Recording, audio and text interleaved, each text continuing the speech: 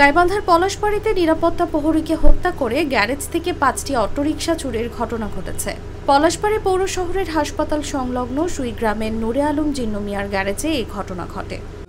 আজ থেকে ২-৩ বছর হলে ৪-৫ বছর হবে। ২-৩ বছর আগে ওখানে দুটো অটো চুরি হয়েছিল।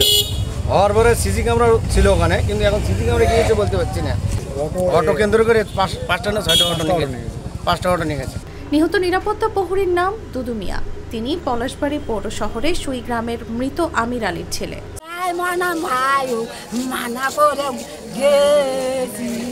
স্থানীয়রা জানান, প্রতি রাতের মতোই গেল রাতে ওই গ্যারেজে নিরাপত্তা প্রহরীর দায়িত্ব পালন করছিলেন তিনি।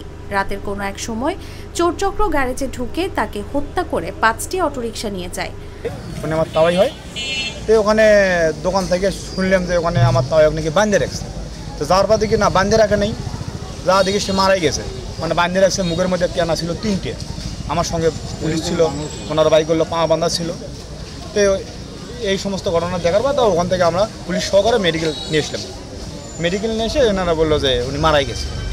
ভোরে ওই গ্যারেজে একজন দুদু মিয়াকে পড়ে থাকতে দেখে চিৎকার করলে লোকজন এগিয়ে আসে। পরে পুলিশকে খবর দিলে তার মরদেহ উদ্ধার করে। পলাশবাড়ি থানার ভারপ্রাপ্ত কর্মকর্তা KM আজমিরুজ্জামান বলেন, এ ব্যাপারে একটি হত্যা মামলা দায়েরের প্রস্তুতি চলছে।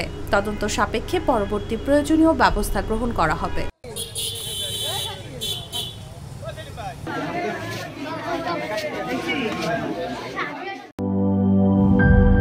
শিয়া বাটার ও ভিটামিন ই সমৃদ্ধ lily glam beauty soap. Lily, always beautiful.